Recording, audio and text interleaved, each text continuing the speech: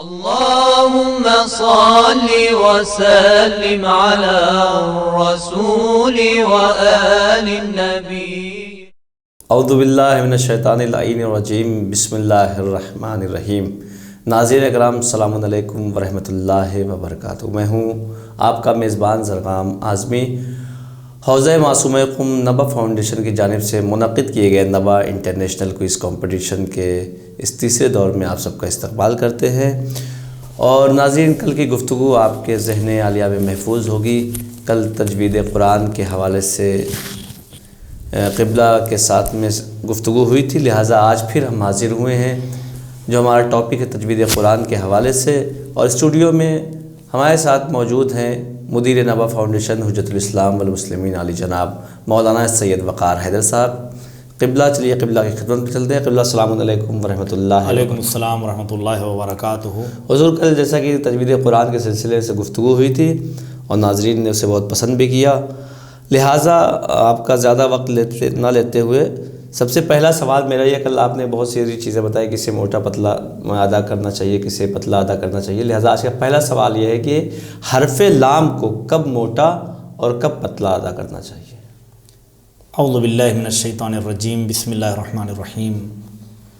اما بعد فقد قال رسول اللہ صلی اللہ علیہ وآلہ وسلم لا فاقۃ لعبد یقرأ القرآن. محترم ناظرین، السلام علیکم ورحمۃ اللہ وبرکاتہ. خداوند عالم آپ سب کو کامیاب و کامران فرمائے. رسول خدا صلی اللہ علیہ وآلہ وسلم کا یہ فرمان ہے کہ لا فاقۃ لعبد یقرأ القرآن، اس بندے کے لیے کوئی فقر و فاقہ نہیں ہے جو قرآن مجید کی تلاوت کرتا ہے. یقیناً قرآن مجید کی تلاوت کی بہت سی برکتیں ہیں اور اسی طرح سے علم قرآن کو سیکھنے کی بھی برکتیں اپنی جگہ پر ہیں. جیسا کہ ابھی آپ نے سوال کیا، حرف لام کو کب موٹا اور کب پتلا پڑھا جائے گا، کب تفخیم کیا جائے گا اور کب ترقیق کیا جائے گا. دیکھیے، ایک چیز یہ سمجھ لیے کہ عربی زبان میں جتنا بھی جس جگہ پر بھی حرف لام آئے گا، ہر جگہ لام کو پتلا پڑھنا ہے، ہر جگہ پہ لام کو پتلا پڑھنا ہے. جیسے لا الہ الا انت، ٹھیک ہے، مالکی.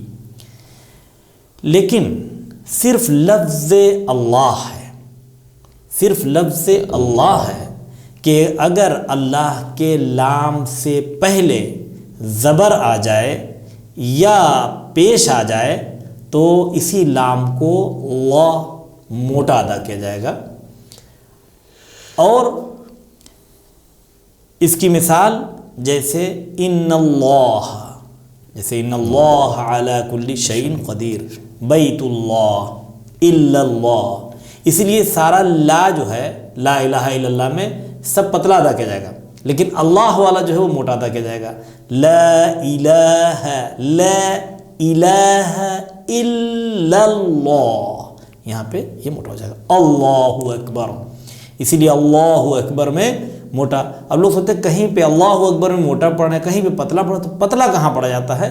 اگر اسی لام سے پہلے زیر آ جائے، اللہ کے لام سے پہلے اگر زیر آ جائے تو اس لام کو پتلا ادا کیا جائے گا. جیسے اعوذ باللہ من الشیطان الرجیم، بسم اللہ الرحمن الرحیم، بسم اللہ، اعوذ باللہ، بسم اللہ. لیکن اس لام کے، اللہ کے لام کے علاوہ جتنے بھی لام ہیں وہ سب، چاہے اوپر زبر ہو چاہے پیش ہو، ہمیشہ وہ پتلا ہی ادا کیا جائے گا. یہ صرف اور صرف لفظ اللہ کی خاصیت تھی، اور اس کی جو تمرین کرنا چاہتے ہیں، مشق کرنا چاہتے ہیں، وہ جائیں اور سورہ مجادلہ کی تلاوت کریں. سورہ مجادلہ کی خصوصیت کیا ہے؟ اگر ناظرین میں سے کچھ لوگ سمجھ رہے ہیں تو کمنٹ باکس میں ضرور لکھیں کہ اس کی ہر آیت میں کون سی ایسی چیز آئی ہے، تو انشاءاللہ تعالیٰ سمجھ میں آپ لوگوں کو آ جائے گا کہ کیوں اس کی تمرین کے لیے آپ لوگوں کو بتایا گیا ہے. تو سورہ مجادلہ کی خاصیت یہ ہے کہ اس کی ہر آیت میں لفظ اللہ آیا ہے، اس لیے آپ لوگوں کو پریکٹس کرنے میں آسانی ہوگی. بے شک، جزاک اللہ. قبلہ بھی آپ نے حرف لام کے بارے میں بتایا. اسی طریقے سے اگلا سوال یہ کہ حرف را، جسے ہم رے بھی کہتے ہیں اردو میں، اسے کب موٹا اور کب پتلا ادا کرنا چاہیے؟ جزاک اللہ۔ میں ایک چیز ناظرین کے لیے صرف اللہ میں یہ بیان کر دوں کہ ہر جگہ پہ جب حرف کو ہم پتلا ادا کرتے ہیں تو ترقیق کہتے ہیں، اور موٹا ادا کرتے ہیں تو تفخیم کہتے ہیں۔ صرف لفظ اللہ کے لام کے لیے یہ خاصیت ہے کہ جب اس کو موٹا ادا کرتے ہیں تو اس کو تفخیم نے بلکہ اس کا نام تغلیظ رکھا گیا ہے، گاڑھا ادا کرنا۔ اللہ لا الہ الا اللہ، اسی لیے اللہ اکبر میں آپ کو اللہ موٹا نظر آتا ہے۔ اب رہی بات جناب کہ رے کو ہم کیوں کہاں پتلا اور کہاں موٹا ادا کرتے ہیں، تو تھوڑا سا یہاں سے ہنٹ لے لیجئے کہ جو اللہ میں بتایا گیا وہی ریزن یہاں پر بھی آئے گا، تھوڑا سا کچھ فرق رہے گا۔ کہ کیا کہا تھا کہ اگر اللہ کے لام سے پہلے زبر اور پیش ہے تو موٹا ادا کریں گے، یعنی زبر اور پیش یہ موٹا پڑھنے کا سبب اور علت بنا، اور زیر جو ہے وہ پتلا پڑھنے کا سبب بنا۔ تو اسی طرح سے حرف را میں رے کو موٹا پڑھنے کا سبب کیا ہے؟ پیش اور زبر ہے، اور پتلا پڑھنے کی علت اور پتلا پڑھنے کا سبب کیا ہے؟ وہ زیر ہے۔ یعنی اگر حرف را کے اوپر زبر آتا ہے یا پیش آتا ہے تو حرف را کو موٹا ادا کیا جائے گا، اور اگر حرف را کے نیچے زیر آتا ہے تو پھر حرف را کو پتلا ادا کیا جائے گا۔ مثال جیسے زبر کی، جیسے رحیم رحیم رحم اللہ من قرأ الفاتحہ، قرأ رحیم رحمان رحیم، تو یہ را کی رسولو رسولو رسولو، تو یہ رسولو، یہ را یہاں پر بھی موٹا ہے۔ تو اگر را پر زبر اور پیش تو رے کو موٹا ادا کریں گے، اور اگر رے پر زیر ہے تو رے کو پتلا ادا کیا جائے گا۔ تو یہاں زبر اور پیش کی بات آپ نے، اگر حرف را ساکن ہو تو پھر اسے کیسے ادا کیا؟ جزاک اللہ، بہت اچھا سوال آپ نے کیا ہے۔ یہ بڑا ٹیکنیکل مسئلہ یہاں پر حرف را کا ہے اور بڑا دلچسپ ہے کہ اگر یہ تو ہوگی رے کے اوپر کہ اگر زبر ہے اور پیش ہے، لیکن اگر رے ساکن ہے تو پھر یہ دیکھا جائے گا کہ جو رے ساکن ہے اس کے پہلے والا جو حرف ہے اس کے اوپر کیا ہے، اس کے اوپر زبر ہے یا پیش ہے یا اس کے نیچے زیر ہے۔ اگر زبر اور پیش ہے، رے ساکن، اس کے پہلے والے پر زبر اور پیش ہے تو رے کو موٹا ادا کریں گے، اور اگر رے ساکن ہے اس کے پہلے زیر ہے تو رے کو پتلا ادا کریں گے۔ مثال کے ذریعے سے یہ بات واضح ہو جائے گی، جیسے یہی اللہ اکبر، جب اس میں رکتے ہیں اکبر بر را ساکن، تو اب بے کو دیکھا جائے گا۔ اگر اکبرو پڑھتے تو کوئی مسئلہ نہیں تھا، را پہ پیش تھا، موٹا پڑھتے، لیکن اب جب ساکن رے تو اب کیا کریں؟ اب بے کو دیکھا جائے گا، چونکہ بے کے اوپر زبر ہے اس لیے پڑھیں اللہ اکبر۔ اور اسی طریقے سے اللہ اکبر میں را کو آپ نے موٹا ادا کیا، اور اگر اس کے پہلے رے ساکن اس کے پہلے زیر ہو تو پھر آپ کو پتلا پڑے، جیسے فرعون فرعون فرعون، تو یہاں پہ رے پتلا ہو گیا۔ البتہ ایک مسئلہ اور بھی ہے، ایک سوال یہاں پر آپ کے سوال میں اور نکلے گا کہ اگر رے کے پہلے والا جو ہے وہ بھی ساکن ہو، اگر رے کے پہلے والا بھی ساکن ہو، جیسے والفجر ہے ولیال عشر، تو اب یہاں پر کیا کیا جائے گا؟ تو یہاں پر بھی وہی قانون ہے، یعنی وہ جو زبر اور پیش ہے نا وہ پیچھے چھوڑنے والا نہیں، وہ لگا رہے گا رے کے ساتھ ساتھ۔ اگر رے ساکن اس کے پہلے والا بھی ساکن، تو اب اس کے پہلے والے کو دیکھا جائے گا کہ اس پر زبر ہے یا پیش ہے۔ اگر زبر اور پیش ہے تو رے کو موٹا پڑھا جائے گا، خود اس کو نہیں پڑھا جائے گا جس پہ پیش زبر ہے، رے کو موٹا پڑھا جائے گا۔ لیکن اگر رے ساکن اس کے پہلے والا ساکن اور اس کے پہلے والے پہ زیر ہے تو رے کو پتلا ادا کیا جائے گا۔ جیسے اس کی مثال، جیسے فجر والفجر، اگر رکتے ہیں فجرے تو فجر، اگر فجر پہ رکتے ہیں تو رے ساکن اور رے کے پہلے کیا ہے؟ جیم ساکن۔ تو جب جیم ساکن ہو تو آپ نے کیا کیا؟ والفجر کہا۔ جب والفجر کہا تو یہاں پر رے بھی ساکن، اس کے پہلے والا ساکن۔ اب یہ دیکھا جائے گا اس کے پہلے کیا ہے، تو اس کے پہلے فے ہے، اور فے کے اوپر کیا ہے؟ زبر ہے، اس لیے یہاں پہ آپ فجر نہیں کہیں گے، فجر فجر عشر عشر۔ اور اگر زیر ہو تو وہاں پر کیا کیا جائے؟ زیر اگر آ رہا ہے تو جیسے ذکر، یہ جو ذکر کہہ رہے ہیں، رے ساکن، اس کے پہلے کاف ساکن اور اس کے پہلے زال ہے، اور زال کے اوپر کیا ہے؟ زال کے نیچے زیر ہے، اس لیے جو ذکر ہے اس کو بھی پتلا ادا کیا جائے گا۔ اب یہ تو ہو گیا موٹا موٹا، اس طرح سمجھ لیجیے کہ حرف رے کو موٹا یا پتلا پڑھنے کا سبب کیا ہے؟ تو حرف رے کو موٹا پڑھنے کا سبب پیش ہے اور زبر ہے، اور حرف رے کو پتلا پڑھنے کا سبب زیر ہے۔ خود رے پر پیش اور زبر ہو تو رے کو موٹا ادا کریں گے، خود رے کے نیچے زیر ہو رے کو پتلا ادا کریں گے، اگر رے ساکن ہو اس کے پہلے والے پر زبر اور پیش ہو رے کو موٹا ادا کریں گے، رے ساکن اس کے پہلے والا بھی ساکن تو اس کے پہلے والے کو دیکھا جائے گا، اگر زبر اور پیش ہے تو رے کو موٹا ادا کریں گے، اور اگر زیر ہے تو رے کو پتلا ادا کیا جائے گا۔ اب یہاں پر یہ تو ہو گیا قانون کلی، ایک طرح سے ایک مکمل قانون رے کا یہ ہو گیا، لیکن کچھ جگہ ایسی ہیں کہ جہاں پر قانون کے حساب سے تو آپ کو پتلا پڑھنا ہے لیکن اسے موٹا پڑھنے کا حکم ہے، یا قانون کے حساب سے اسے پتلا پڑھنا ہے لیکن آپ کو اس کو کیا کرنا ہوگا؟ موٹا ادا کرنا ہوگا۔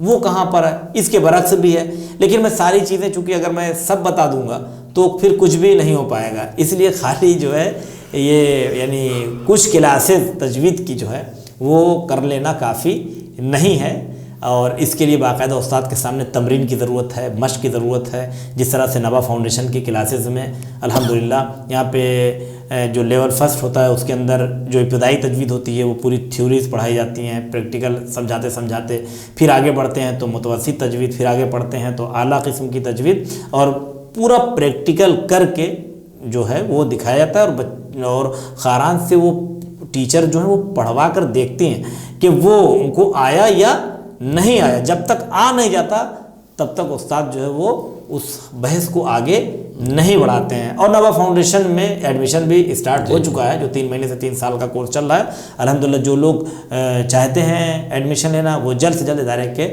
نمبر پر مراجعہ کریں۔ تو اب یہاں پہ یہ کہنے کا مطلب ہے کہ ہر چیز نہیں بتائی سکتی، محدود وقت ہے، تو یہ سمجھ لیجیے کہ کچھ ایسی جگہ ہے کہ جہاں پہ آپ کو پتلا پڑھنا تھا مگر موٹا، وہ 2 جگہ ہے۔ چونکہ یہ تھوڑا سا آسان تھا اس لیے میں آپ کے لیے لے کے آ گیا ہوں، سمجھنے میں کوئی حرج نہیں ہے کہ اگر رے ساکن ہو اور اس کے بعد حروف استعلا میں سے کوئی ایک حرف آ جائے، جیسا کہ بتایا گیا تھا کل کے حروف استعلا جو ہے وہ 7 حرف ہیں جنہیں ہمیشہ موٹا ہی ادا کیا جاتا ہے، جو صاد ضاد طا ظا غین قاف خا بیان کیے گئے تھے۔ تو حروف استعلا میں سے اگر کوئی حرف آ جاتا ہے تو ہمیشہ آپ کو وہاں پر کیا کرنا ہے؟ ہمیشہ رے کو موٹا پڑھا جائے گا، چاہے رائے ساکنہ سے پہلے زیر ہی کیوں نہ ہو، رے سے پہلے اگر زیر ہے تب بھی موٹا پڑھیں گے، جیسے ان ربک لبالمرصاد، مرصاد تو رے ساکن ہے، اس کے پہلے زیر ہے، لیکن چونکہ صاد خود لفظ صاد آ گیا ہے اور پورا صاد لکھا بھی ہے آگے دوسرے معنی میں، ان ربک لبالمرصاد، تو اب یہاں پہ یہ نہیں دیکھا جائے کہ رے ساکن اس کے پہلے زیر ہے، اس لیے زیر کا مطلب تو تھا کہ پتلا پڑھیں گے، یہاں پتلا نہیں، یہاں پہ اس کو موٹا ادا کرنا ہے۔ ایک اور جگہ ہے کہ جہاں پر رے کو پتلا پڑھنا تھا لیکن موٹا ادا کیا جائے گا، وہ جگہ کون سی ہے؟ وہ ہے کہ اگر حمزہ وصل کے بعد رے آ جائے، اگر حمزہ وصل کے بعد رے ساکن آ جائے تو ایسی صورت میں اگر زیر بھی ہے تب بھی رے کو موٹا ہی ادا کرنا ہے، جیسے ایروحم، ایروحم۔ فرعون میں آپ نے پتلا پڑھا، کیوں؟ چونکہ رے کے پہلے فے تھا تو کوئی بات نہیں ہے، زیر تھا تو آپ نے فرعون پتلا، لیکن ارحم یا رب ارحم ضعف بدنی ورقت جلدی، رب ارحم، ارحم، یہاں پر رے کو آپ کو موٹا ادا کرنا ہے، کیوں؟ چونکہ اس کے پہلے جو حمزہ ہے وہ حمزہ وصل ہے، الف وصلیہ ہے۔ کیا مطلب ہوتا ہے؟ یعنی اگر اس کے پہلے کوئی حرف آ جاتا ہے تو اس الف کو پڑھا نہیں جاتا بلکہ ملا دیا جاتا ہے پیچھے والے کو آگے والے سے، جیسے رب ارحم ہے، ملا دیں گے، کیا کریں گے؟ رب ارحم ہو جائے گا یہ۔ تو کل ملا کے یہ دو موارد تھے کہ جہاں پر آپ کو پتلا پڑھنا تھا لیکن موٹا ادا کیا جائے گا. بے شک، جزاک اللہ. قبلہ سبب مد کون سی چیزیں ہیں، اس کی وضاحت فرمائیں. سبب مد، دیکھیے مد کا مطلب خود ہوتا ہے کھینچنا، اور اسی سے حروف مدی بھی ہے. حرکت کے مقابلے میں کیا چیز آتا ہے؟ حروف مدی. حرکت 1 ٹک کی آواز، حروف مدی 2 ٹک کی آواز، مد کو سمجھ لیجیے 4 ٹک کی آواز. کبھی وہ 4 حرکت کے برابر، کبھی 6 حرکت کے برابر، کبھی 5، کبھی 3، اس طرح سے مختلف، لیکن کم سے کم مطلب 4 حرکت آپ ایک مان کر چلیے. یعنی جتنا حروف مدی کو کھینچنا ہے، مد میں سمجھیے تقریباً اس کا 2 گنا زیادہ بڑھا دینا ہے. تو جب حروف مدی تھے تو پھر یہ مد کہاں سے آ گیا؟ یعنی اس حروف مدی کو بھی اور زیادہ کھینچیے. اسی لیے دیکھیں کہیں کہیں پہ مد بنا، کیوں یہ بنا ہوا ہے، یہ کہاں پر آتا ہے؟ ایسے ہی کہیں پہ مطلب مد لگا دیا، جبکہ وہاں پہ بھی الف ساکن، وہاں پہ بھی الف ساکن، کہیں پر ہے کہیں پر نہیں ہے. تو یہ سمجھ لیجئے کہ جو مد کا سبب ہے 2 ہے، جس کی وجہ سے ہمیں کھینچ کے پڑھنا پڑتا ہے. وہ 2 جگہیں کون کون سی ہیں؟ کہ اگر حروف مدی کے بعد حمزہ آ جائے، اگر حروف مدی کے بعد حمزہ آ جائے، حروف مدی آیا جیسے واو ساکن، الف ساکن یا یہ ساکن کہیں پر ہے، اس کے بعد ایک حمزہ آ گیا زبر زیر پیش کے ساتھ کسی کے ساتھ، تو اس حمزہ کی وجہ سے وہ حمزہ اس بات کا سبب بن جائے گا کہ آپ اس حروف مدی کو اور زیادہ کھینچ کر پڑھیے. جیسے اذا جاء، جا مگر پھر تو مگر تھوڑا زیادہ جا، اذا جاء، اس طرح سے. کیوں؟ چونکہ جیم الف زبر جا، تو جیم الف زبر جا، جب الف ساکن اس کے پہلے زبر تو الف ہو گیا مدی، اس کے بعد حمزہ زبر تو ہو گیا جا. اب حمزہ جب آ گیا مدی کے بعد تو اسے کھینچنا پڑ جائے گا. اور اسی طرح سے اگر واو کی مثال جیسے سوءن، جی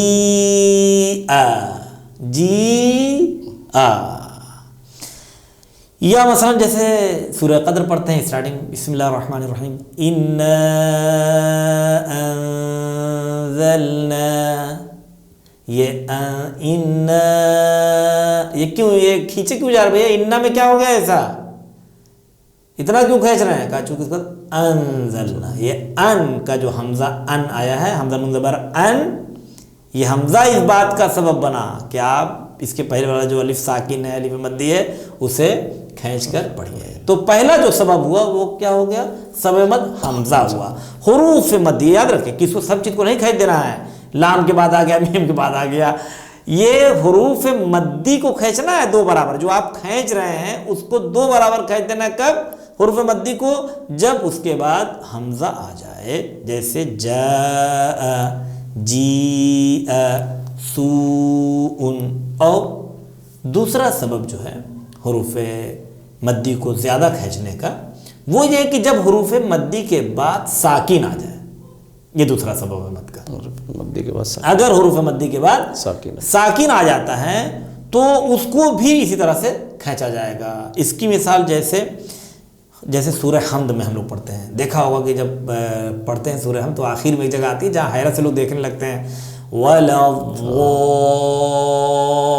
اور بھیا کب تک اس طرح سے منہ آپ کیے رہیں گے، محنت کرتے رہیں گے، یہ کیا اتنا کیے چلے جا رہے ہیں،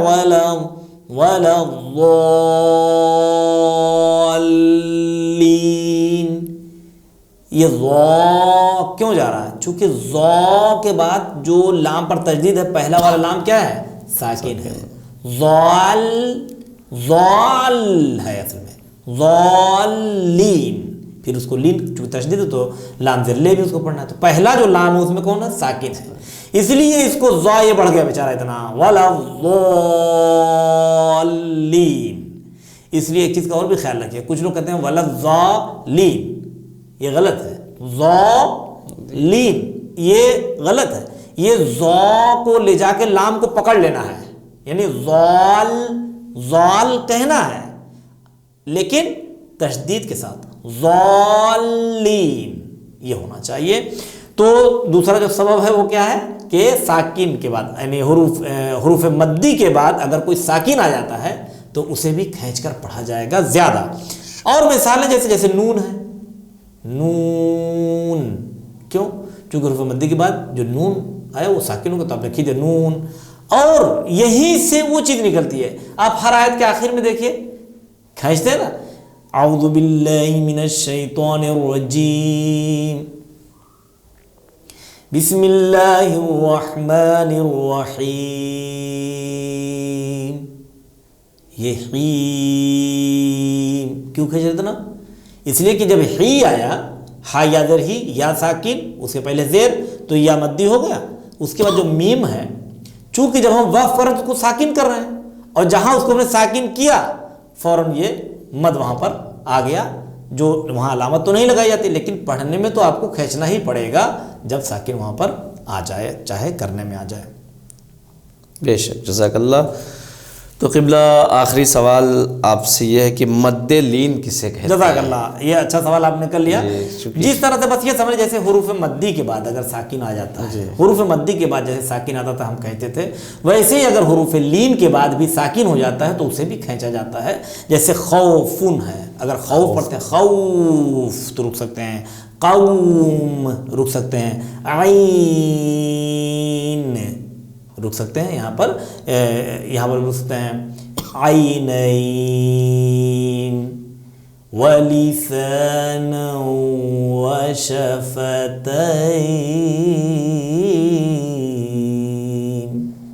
یہ جو کھینچ رہے ہیں کس وجہ سے کھینچ رہے ہیں؟ چونکہ حروف لین کے بعد، چونکہ یا ساکن اس کے پہلے زبر، یہ حروف لین کی پہچان تو یاد رکھیے گا سب، تو اس لیے یہاں پر ہم حرف لین کو بھی کھینچتے ہیں، واو اور یا جب ساکن ہو اور اس کے پہلے زبر ہو، اور اس واو اور یا ساکن کے بعد کوئی حرف ساکن آ جائے تو وہاں پر بھی کھینچ کے پڑھا جائے گا، جیسے خوف اور قوم اور عین۔ بے شک، جزاک اللہ قبلہ، بہت بہت شکریہ۔ تو ناظرین، آج عربی گرامر کا وقت یہیں پہ تمام ہوتا ہے، انشاءاللہ پھر ملاقات ہوگی نیکسٹ ایپیسوڈ میں، تب تک کے لیے ہمیں اجازت دیجیے۔ خدا حافظ، فی امان اللہ، والسلام علیکم ورحمۃ اللہ وبرکاتہ۔ بسم اللہ الرحمن الرحیم۔ محترم ناظرین، السلام علیکم ورحمۃ اللہ۔ نوا فاؤنڈیشن کی جانب سے بہترین دینی تعلیم کا سلسلہ معصومکم face to face international online classes کے ذریعہ پوری دنیا میں جاری و ساری ہے۔ الحمدللہ، بچے، بڑے، مرد و خواتین، سب کے الگ الگ لیولز اور الگ الگ کورسز ہیں۔ چلڈرن کلاسز میں ایکسپرٹ ٹیچرز کے ذریعے اردو، عربک احکام، ترجمہ قرآن، دینیات، تجوید، قرات قرآن، حفظ، اخلاق، دعا اور خطابت سکھائی جاتی ہے۔ بڑے لوگوں کے لیے کلاسز میں تجوید قرآن، نہج البلاغہ، حسن تلاوت، ترجمہ و تفسیر قرآن، احکام، عقائد، خطابت، دعا اور تاریخ جیسے اہم موضوعات کی تعلیم دی جاتی ہے۔ سارے سرٹیفکیٹ المصطفیٰ انٹرنیشنل یونیورسٹی کی جانب سے دیے جاتے ہیں۔